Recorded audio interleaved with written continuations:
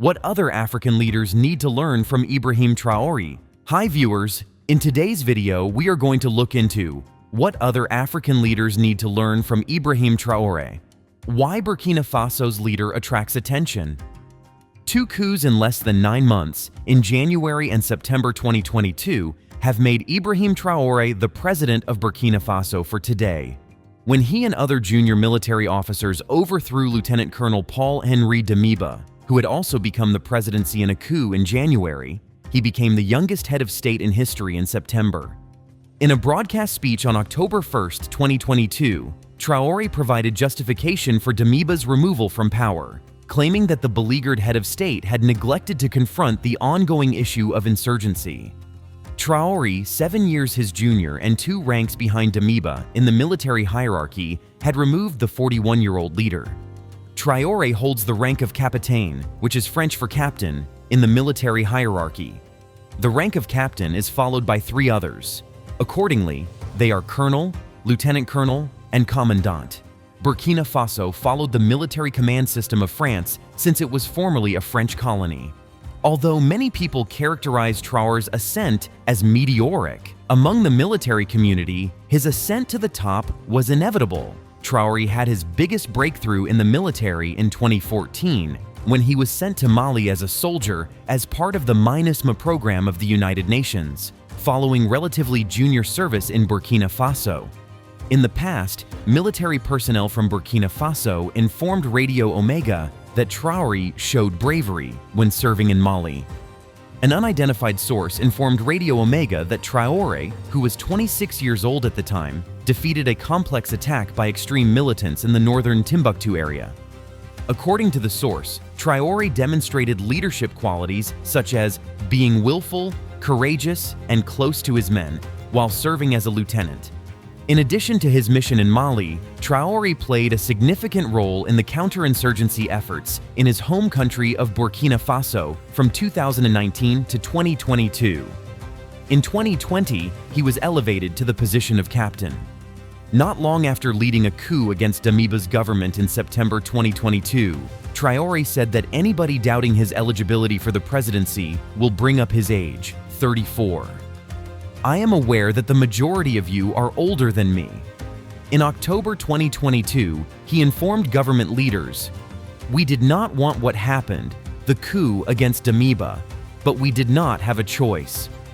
His prominence in the world seemed to have diminished until July 2023, when he traveled to St. Petersburg, Russia, alongside 16 other African heads of state to meet with President Vladimir Putin, who was responsible for organizing the Russia-Africa Summit.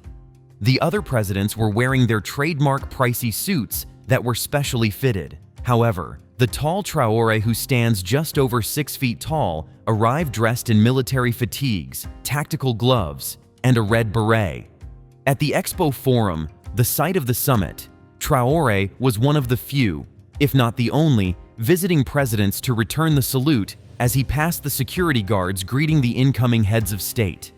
If that didn't catch the attention of observers worldwide, his toned body and distinct demeanor, even when he was close to Putin, did when he posed for a picture with the Russian president.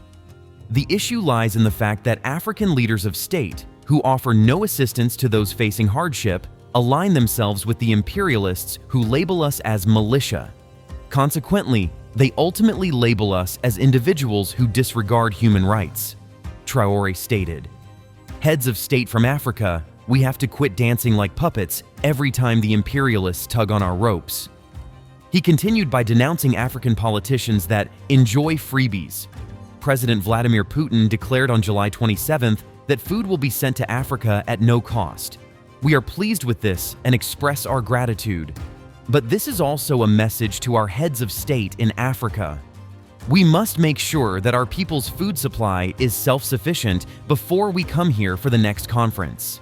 Traore stated, "We have to take a cue from people who have accomplished this in terms of their expertise." His comments were compared to those made by the late great Thomas Sankara in the early 1980s. Like Traore, Sankara too became president of Burkina Faso through a coup. At the UN General Assembly, a venue of similar importance on the global scene, Sankara declared on October 4, 1984, Our economic ambition is to use the strength of the people of Burkina Faso to provide, for all, 2 meals a day and drinking water. People have called Traore Sankara incarnate on social media. On August 4, 1983, Sankara overthrew the French government in Burkina Faso during a severe famine that had struck the country's neighboring countries of Mali, Chad, Niger, and Burkina Faso in the early 1980s. Later, the Pan-African revolutionaries would win over many Burkina Faso residents by proposing policies to alleviate the country's overwhelming suffering caused by foreign debt and starvation. While hunger is still a major issue in Burkina Faso, instability is a much greater one. Traore has vowed to combat violent extremism and has appealed to new friends, including as Russia, for assistance. He claims that for his forces to be more effective against the violent fanatics, they require intelligence collection, equipment, and training. Yet to prove his credentials. Despite the overwhelming adulation, some political analysts claim that Traore hasn't yet taken any significant action on behalf of the Burkina Faso people to earn such great support. According to Nigerian public affairs analyst Achike Chude, Traore must put certain structures on the ground in order to establish a respectable legacy. Will he be able to overcome the shortcomings of his predecessor that he pointed out? Chude told TRT Africa, "Leaders who become president through a coup must practice what they preach." He said, he needs to put certain structures in place so that when he leaves office, people will look back and say, well, the military was in charge, but its leadership was not so bad. Chude also had a problem with Traore's ascent to the president. Particularly when an attempt is made to overthrow a military administration, coups may be extremely sensitive and hazardous. There are rumors that he collaborated closely with his predecessor, Damiba. Chude stated that some people could interpret his acts as treachery. The public affairs pundit also notes that it's still unknown why Traore removed Damiba from office. The reason behind his motivation remains unclear to us. He could be driven by self-interest. A sincere and passionate national interest might possibly be driving him, according to Chude. Thousands of Burkina Faso civilians queued up in the streets of Ouagadougou, the country's capital, to greet Captain Ibrahim Traore, warmly following his July trip to Russia. How did he get to be the President of the United States and a reasonably high military rank? After completing his education at a nearby military institution, Traore enlisted in the army in 2009 at the age of 21. He trained as an artilleryman in Morocco, a country in North Africa. After finishing his secondary school in Bobo Dioulasso City, southwest of Burkina Faso, Traore decided to pursue a career in the military. He is described as highly intelligent, but also shy and reserved. Before Damiba was removed from government, he led an artillery unit in Burkina Faso. Following the coup in September 2022, Traore proclaimed himself as the new leader of the Patriotic Movement for Conservation and Restoration. 5 days later, on October 6th, he declared himself to be the new interim president of Burkina Faso.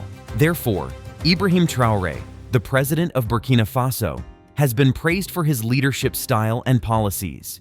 He emphasizes the importance of youth participation in politics and creating platforms for young people to voice their concerns. He has focused on improving security in Burkina Faso, a country facing significant challenges from extremist groups. Traore has also emphasized the need for strict anti-corruption measures, implementing strict policies and establishing independent bodies to combat corruption. Traore advocates for economic diversification and development, investing in various sectors, and creating favorable conditions for foreign and domestic investments. He emphasizes the importance of regional cooperation in addressing common challenges, strengthening alliances and organizations to promote collective security and economic integration. Traore's leadership style is people-centered, focusing on the needs and aspirations of the populace. Leaders should engage with communities, prioritize social welfare programs, and be adaptive and proactive in policymaking. By adopting Traore's leadership lessons, African nations can pave the way for a brighter and more prosperous future. Thank you for watching this video. If you liked the video, don't forget to subscribe our channel and leave a comment in the comment section below.